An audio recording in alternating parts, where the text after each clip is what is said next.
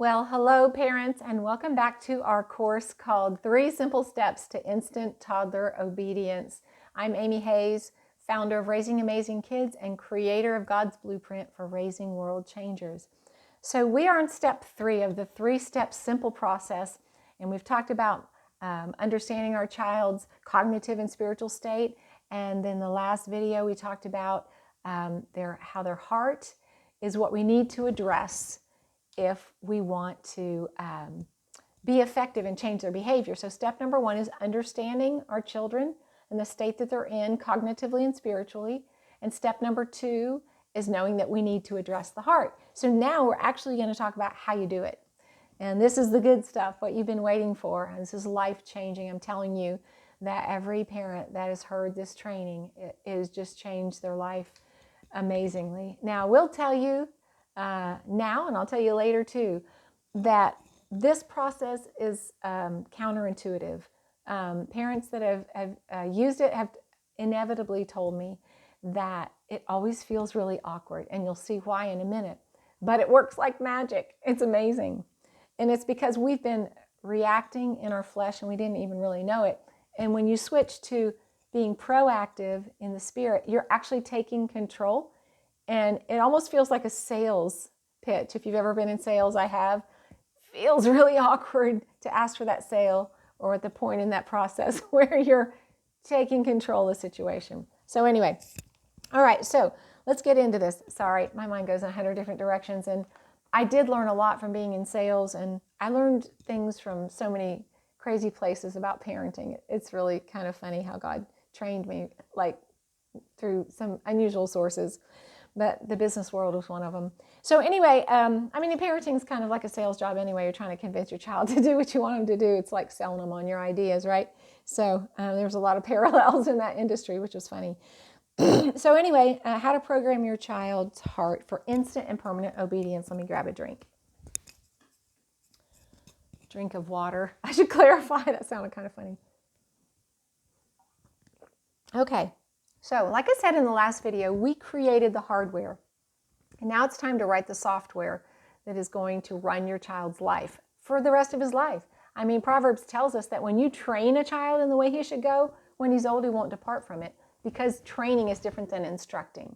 It's like programming. You're programming on the inside. So let's look at, there's a parable in Mark 4 that I want to look at because it gives us an understanding of how we actually program the heart and what is it, what do we use, right? So in this parable, it's the parable of the seed and the sower. And, Jesus told this parable about the farmer that went out and scattered seed, and some of it landed on thorny soil, and some of it landed on rocky soil, and some of it fell by the wayside, and some of it fell on good soil. And depending on the soil, it brought forth, it had different results. And so after he told the story, the disciples were like, they were clueless. And so they pulled him aside and they said, "What are you talking about? Would you explain this to us?" And Jesus said something really interesting. He said, if you don't understand this parable, you won't understand any of the parables. And I haven't quite figured out all of what that meant when Jesus said that. But I do know that this is a powerful parable. And I'm so glad that the disciples asked him what it meant, because otherwise I wouldn't really, I wouldn't know what it meant either. And I wouldn't be able to use it as a powerful example of how we can program our children's hearts. So Jesus explained that the seed was the word of God. So all through Scripture, seed is equated to words. And so, it says that the fruit of our lips, death and life, are in the tongue, and those who love it will eat its fruit. Well, fruit contains seed. And if words are seeds, they produce fruit. What does a seed produce? Fruit. And the fruit produces seed. So it just keeps perpetuating itself. And then he says that the soil was our heart. And so we see that from that parable, that words are seeds that we speak into our child's heart that take root and produce fruit for the rest of his life, if we do it when they're young, okay? So in that window of programmability, 0 to 7, like we just read in that quote in the last video. So the condition of the soil determines the crop. Well, children believe everything, and so the ability of the seed to produce fruit in their hearts is magnified. It's optimal, because as an adult, we can decide if we let something affect what we believe in our heart. We can evaluate. We can go, nah, but a child can't. So good stuff goes in, produces fruit. Bad stuff goes in, produces fruit. And you can always tell the seeds that are in there by the fruit. So if you're not getting the fruit you want from your child's behavior, then sow some different seeds. So that's what I'm going to teach you how to do. All right, so another example of this in Scripture is, I should say, a real life person example instead of just a parable, was Mary. Mary received a word from the angel. She received it into her heart. She said, "Let it be done unto me according to your word." So she believed the angel, and she received the word in her heart, and it produced, the fruit of that word, which was Jesus. Right? And you can see this, it's not just Mary, it's all through Scripture. Elizabeth, on the other hand, her husband, Zacharias, was that who it was? John the Baptist's father? He didn't believe the word. He questioned anyway. And so God did it anyway, but he kind of had to be reprimanded a bit there. Adam and Eve are also an example of receiving a bad word, a bad seed, and producing fruit. So they listened to the words of Satan, the deceiver, in the garden, and they believed him, and they acted on what they believed. Because remember, behavior follows belief. Whatever you believe in your heart, you will act on. And so they heard Satan's words, believed it, did it, and it produced the fruit of death in the entire human race, separation from God, which is spiritual death. All right, so our kids, we don't have to worry about whether or not they believe what we say. Now, I know you're thinking, well, I tell them stuff all the time, they don't do it, so they're not believing me. That's not what I'm talking about. So here's the deal. It's what you're saying that's producing the fruit, the bad fruit. Because if your child hears you say, "You never listen," then he believes, "I never listen." How many times do I have to tell you is the same thing. Oh, she has to tell me, I don't know how many times. Maybe I'll know when we get to that number, right? If he hears, you always leave your shoes on the floor. He says, "Oh, I always leave my shoes on the floor." So we're actually programming them in a way that perpetuates behavior we don't want. Even infants, because remember, well, we haven't really talked about this yet, but children don't have to understand the words you say for it to go into their subconscious. Because the heart, our brain operates through words, but our heart operates through perception. And so quantum physics tells us that every word has a vibration, right? It's a frequency. So the heart picks up the frequency. It doesn't have to understand the dictionary definition of a word for it to know what it means. And you'll see that when I share two stories about my son and how I programmed him. But you have a little baby and you say, "Oh, he's colicky. He's got his days and nights mixed up." Well, the mom is actually programming that baby's heart to have his days and nights mixed up. Or he's such a picky eater. He doesn't eat anything. I hear parents all the time. Just go sit at a playground and listen to parents talk about their kids. They're saying negative things about their kids that they don't want, and they're saying that it's true. He's messy, he's mean, he's rough, she whines a lot, oh, she never listens, oh, they, fight all the time, blah, blah, blah, they drive me crazy. That's what you're programming in your child's heart. When you say those things, they believe whatever they hear about themselves. And so, he never sleeps through the night, he always wets the bed, blah, blah, blah, whatever. But just think about the things you say in your child's hearing. It doesn't have to be to him. It can be about him. I can be talking to another mom about my child, and he's still picking it up. Okay? Yeah, it's pretty interesting. All right. So The same thing applies if we say good things about them. You know, oh, you're so helpful, you're so kind, you always eat your vegetables, blah, blah, blah. They'll believe those things as well. So that's what we want to learn to do, is to create the child of our dreams. You can create whatever you want just by telling your child that's what he is. So let's see here. I'm trying to find where I am on my notes. Yeah, we talked about that. We talked about that. Right? So every word that you speak to or about your child is like a seed that goes into the soil of his heart, and it will produce fruit for the rest of his life. That's how God's wired it in our favor. But if we don't know that's what's going on, and we don't approach it from an effective way, then we can, by default, be destructive. And that's what we've been doing. When we see our children's behavior and we call it bad, we're telling them that they have bad behavior. And so they're believing that's what they are. And they'll continue to be that because we're programming, that bad behavior. Oh, that was bad. Oh, I must be bad. And so we've actually been doing the devil's work for him by telling our children they're bad, by seeing them as sinful, which causes us to respond to them as if they are. And then we're communicating that to them. You're sinful, you're bad, you're never good enough, on and on and on, all that negative behavior-focused parenting, because we're looking at the external, not realizing that it's our job to program them from the inside out that will automatically change their behavior. And it happens instantly. It's so freaking amazing. I got a lot of notes here. I could go faster. So you're literally scripting your child's life with the words you speak to him.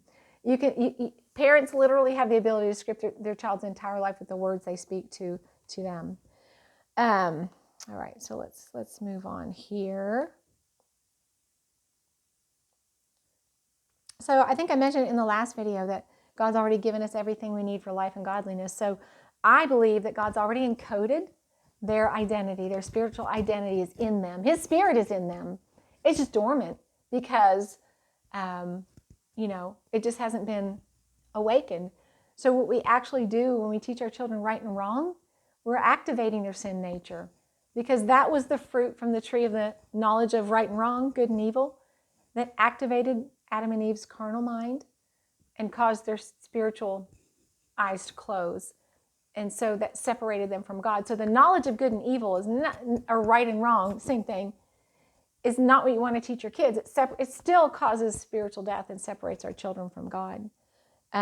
So we want to identify and define their God-given identity, not what we see with our natural eyes. This is a walk of faith. So we have to see by faith past their behavior into their true identity in Christ. Well, how do I know what that is? Well, God created them to be like him. So anything God is, your child is that as well. He's designed to be that. He's designed to be obedient, responsible, faithful, friendly, kind, helpful, anything positive attribute you can mention, or behavior or habit, is what God designed your child to be. We were made in God's image. It was only the fall, the knowledge of good and evil, or the knowledge of right and wrong, that caused us to lose that identity. So what we have to do is we have to believe what we don't see, which is faith. Faith is the substance, actually, of things not seen, but things that are hoped for. So when we speak, let me back up just a minute. I want to make sure you get this. So you all know that scripture in Hebrews 11 that says that we walk by faith, not by sight. Faith is the substance of things not seen, and the evidence of things hoped for. The evidence of things not seen, the substance of things hoped for, something of that. That's close enough. I'm sorry, I don't have it down here, word for word. So our faith creates what we hope for. When we walk by faith, not by what we can see with our natural eyes. So when I see my child's behavior, if I react to the behavior, I'm reacting in my flesh, what I can see with my natural flesh eyes, and I'm responding in my natural mind saying, that's bad, you didn't do what I said, so you're disobeying me.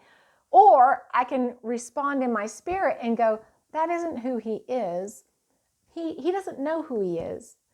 So I need to train him in who he is. So for example, let's say you have siblings and one of them is hits his sister or grabs a toy from her.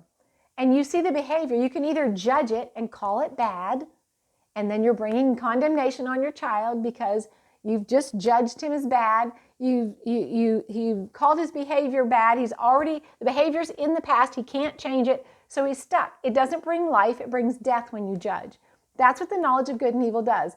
It causes us to judge. That's the first thing Adam and Eve did when they ate that fruit, is they began judging. They judged themselves, unworthy of God's presence. They judge from that understanding, human understanding of good and bad, what you can see on the outside, right? So rather than judging the behavior, we just create the behavior we desire. So we see our child doesn't know how to share, ask for a turn. So we just train him. We ask when we want a turn. Or hands are made for loving. Yeah. And I don't even say not hitting, because you want to program the behavior you want. So whenever my kids would, hit, push, shove, I had a bunch of girls, they petty stuff all the time. Boys, I know, do it more seriously. They tackle and wrestle and all that. But when it's done in a way that's not fun, it's just, selfish, then rather than condemning them for not knowing how to ask for a turn, because kids come into the world, they don't know how to get their needs met in socially acceptable ways.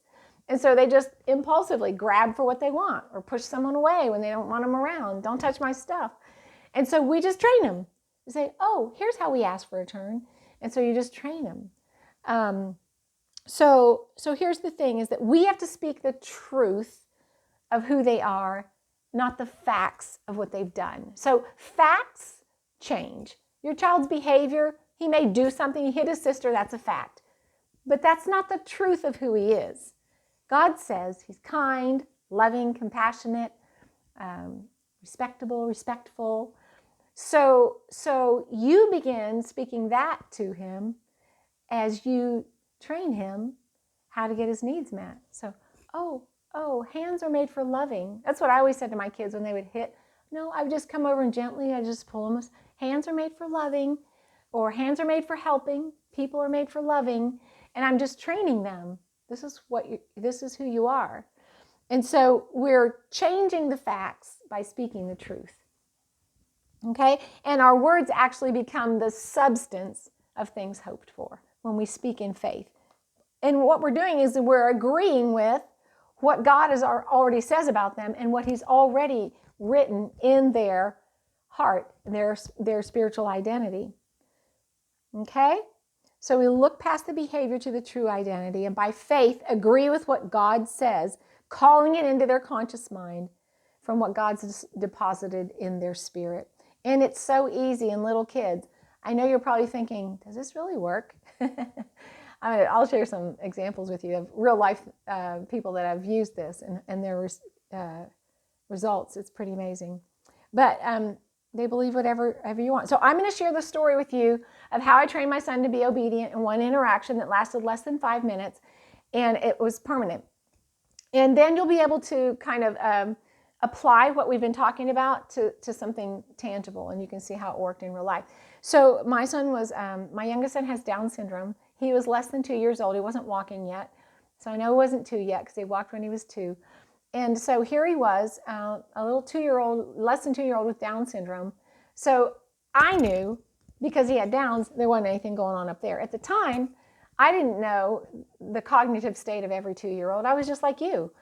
Nobody ever taught me this stuff. And I didn't go to college and take psychology or whatever it is that class everyone takes as a freshman. I didn't learn anything about brain development. And so until years later, I was just reading, teaching myself. But anyway, so here he was, this little Down syndrome. And so he liked to tip things over in my house.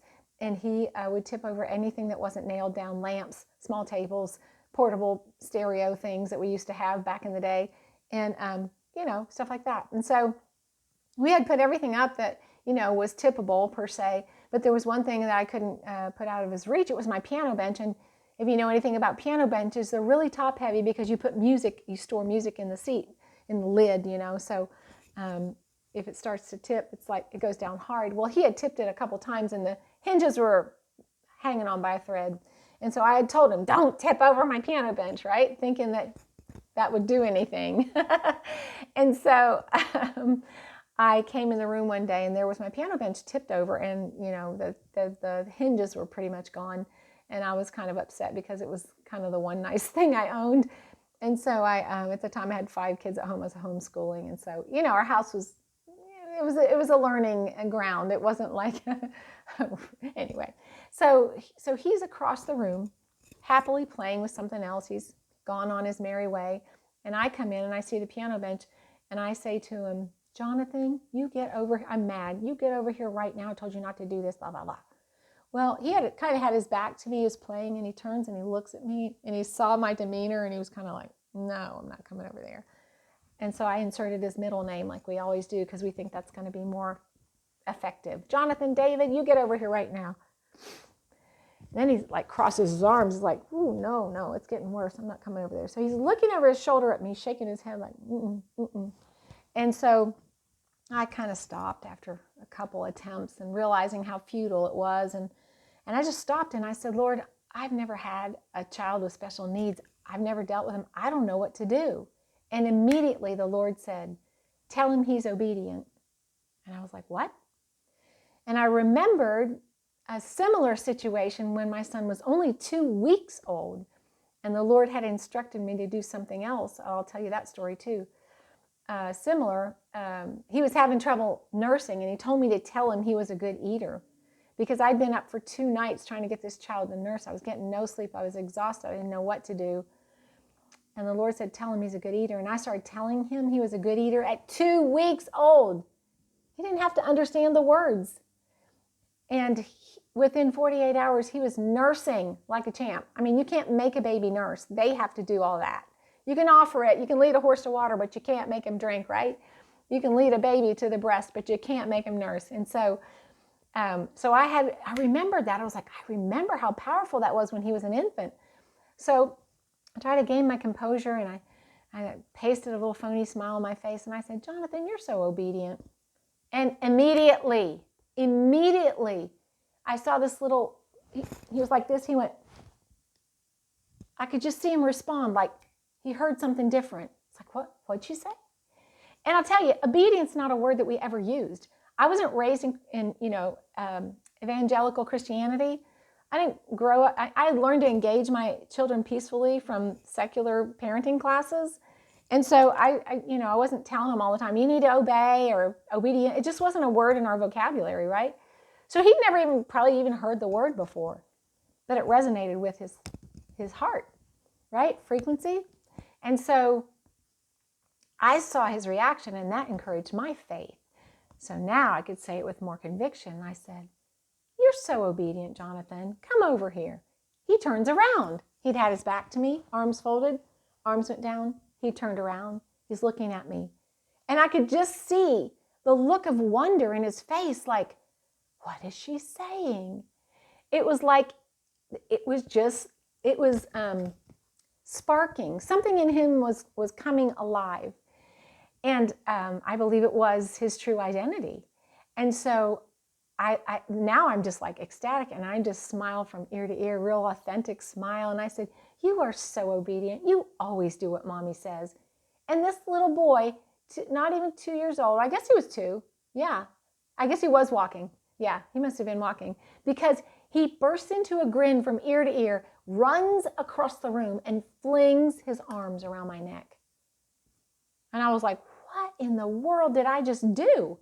And I, it was years later before I really understood all of what happened in that interaction and what actually, was happening on the inside, what I was actually doing and why it was so effective.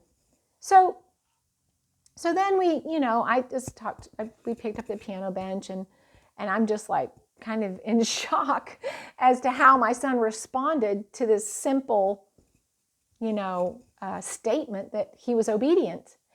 And so for about 2 weeks after that, whenever I asked him to do something or told him, and he said no, I just said, you're so obedient. You always do what mommy says. And I would just go about my business, acting like I just expected him to do it. And he did. And after about 2 weeks, I didn't even have to say that anymore. So that was when I second time I experienced the power of our words spoken into the heart of a child.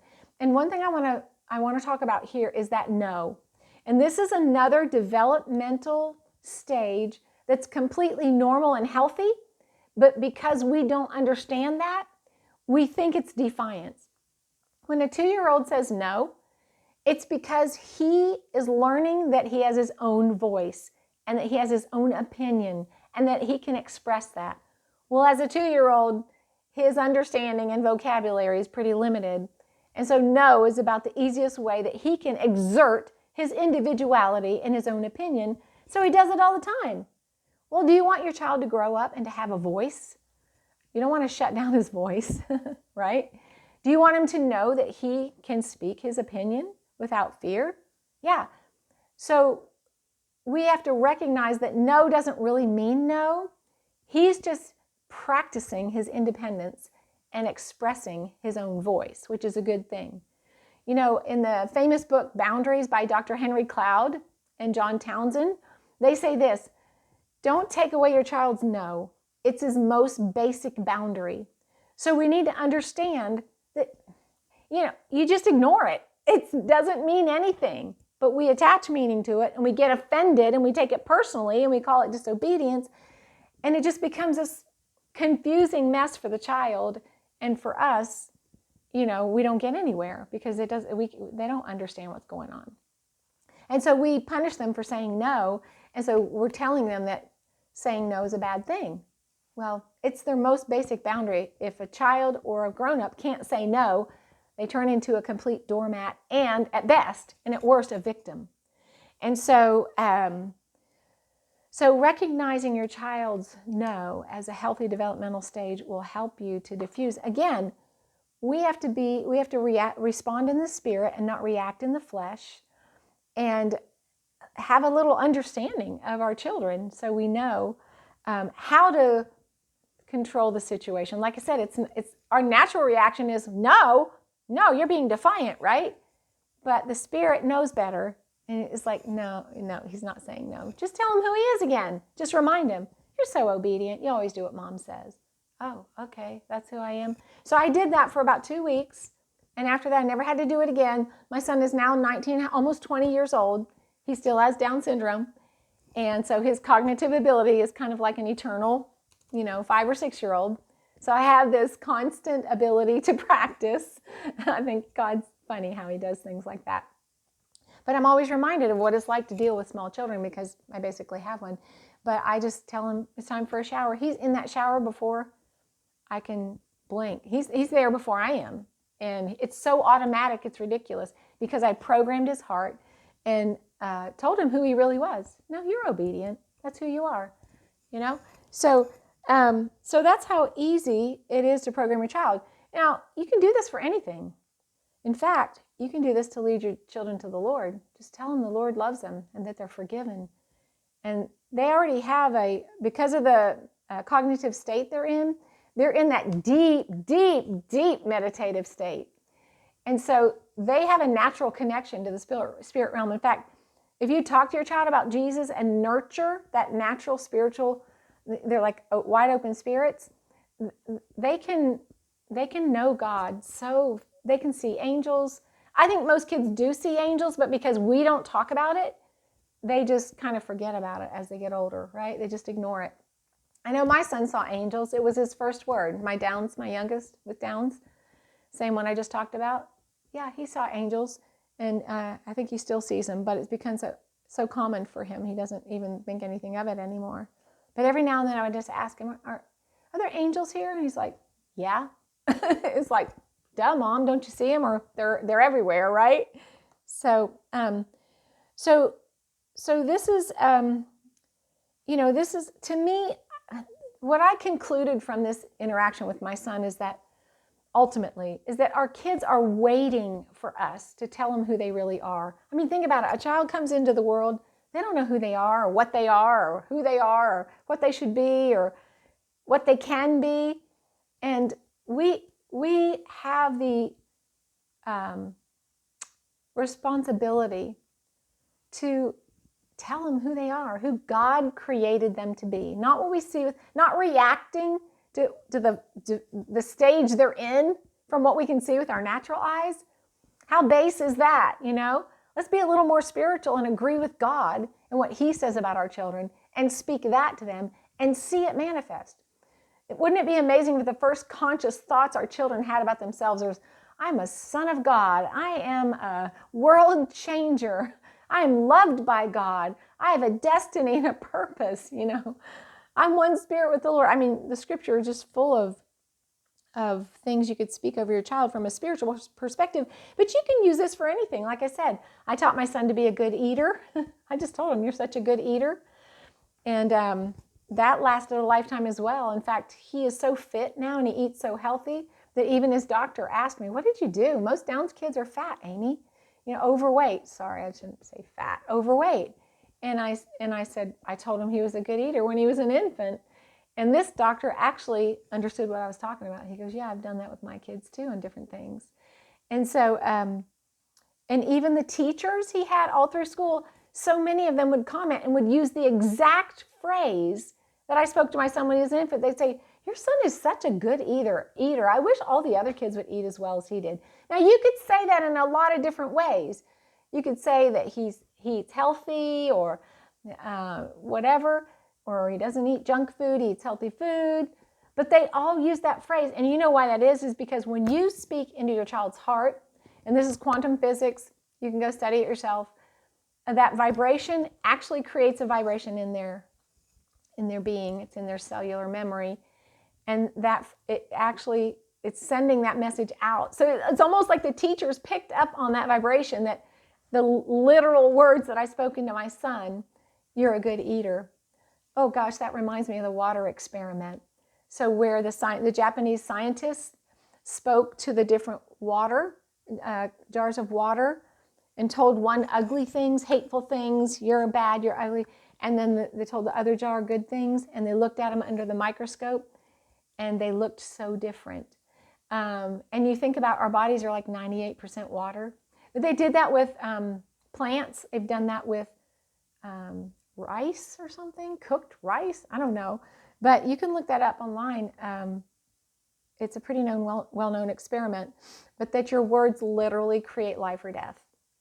And they've proven that scientifically. So pretty interesting stuff. So I just encourage you as parents not to waste this window of opportunity to literally script your child's life. Oh, and I was going to tell you too, it doesn't have to even be like big things like obedience. I taught my son to make his bed without being told using this. And it was so funny. Oh, I'm going to give you some examples. So he used to make his bed, and then we moved to a different house, and for whatever reason, he stopped making his bed. And he had a different bed, so that was probably why. And he would get up in the morning, not only did he not make his bed, but he would wad the blankets and the sheet all up, so completely just unravel his bed, and it'd be wadded in a ball in his bed every day. After a while, I was so frustrated. And I caught myself complaining about the behavior I didn't want to see. You see that we do that automatically. We describe what we don't want, and what we're actually doing is perpetuating it. And so I was saying, why do you always do this with your blankets? They're all wadded up. What am I doing? I'm speaking what I don't want, okay? That's the flesh. You will do it, even if you do this for years. It's so easy to default to that. And don't beat yourself up over it. And don't beat yourself up for not knowing this too before either. No, nobody's teaching this stuff. So I want to get this message out to the world, because I know that we can change the world overnight if every Christian parent had just this lesson. And we could start creating our children the way God intended us to. But anyway, so no condemnation. I don't want anyone to feel condemnation because you didn't know this. Nobody knows it. And so, I do, even though I know it, I still fall back into the old ways because it's our human nature. And so I caught myself, complaining about his wadded up blankets. I'm going to get rid of this before I knock it over. I'm half Italian. I talk with my hands. And so anyway, one day I caught myself and I was like, Amy, you're speaking what you don't want. And so one day, this is how the walking by faith works. While I'm making the bed and unwadding the blankets, I'm saying to my son who's standing there, I love how you make your bed every morning so neat and tidy. I'm speaking by faith, not by sight.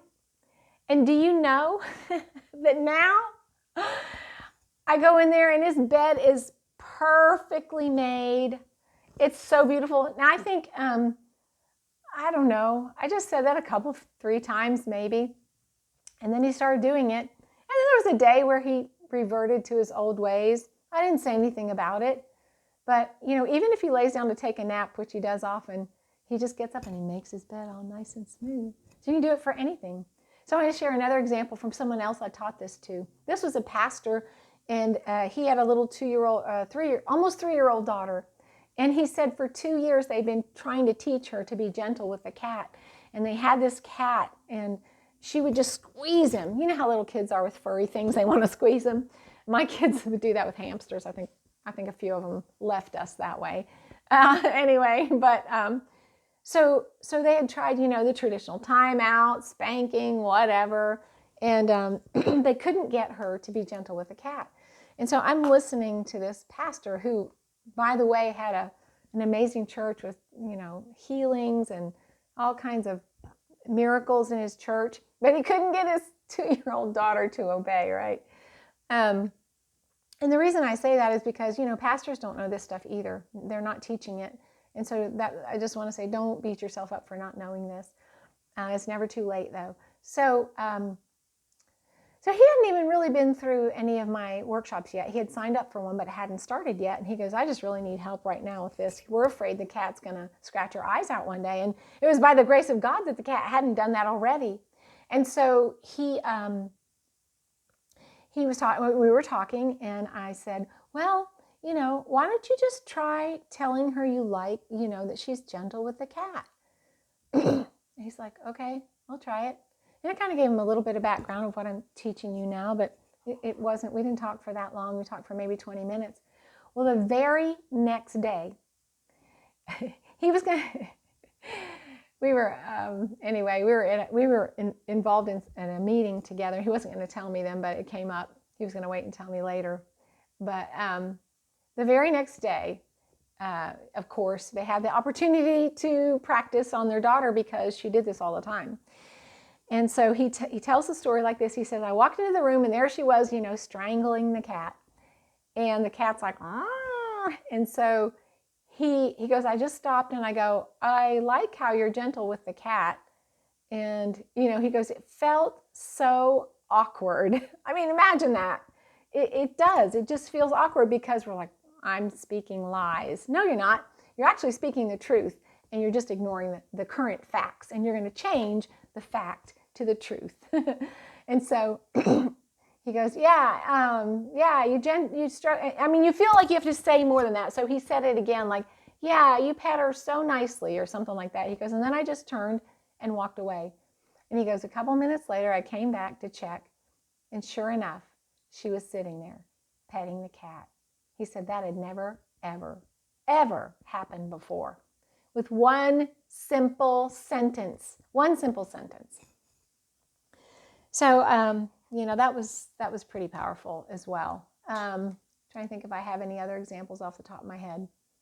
Anyway, but there's been hundreds of parents that have gone through my workshops and used this. Just it works because God's made it this way for us. It's a kingdom key. God's given us the keys to the kingdom, and in the kingdom, everything works. And it doesn't work sometime. It works all the time. And when you pick up the right key, it works right now. You can try the wrong key forever and ever, years and years, and it'll never open that door. But you pick up the right key, it works immediately. And so this is how God's wired it. He's wired our children in our favor so that we can, and this is our job, to program their true identity when they're young so that when they're old, they won't depart from it. So I'm going to have one more little video because there are some kind of conditions or things to make it most effective and things that you need to know and to watch out for and things to overcome. But basically, just know that in the moment, you can change the behavior in the moment.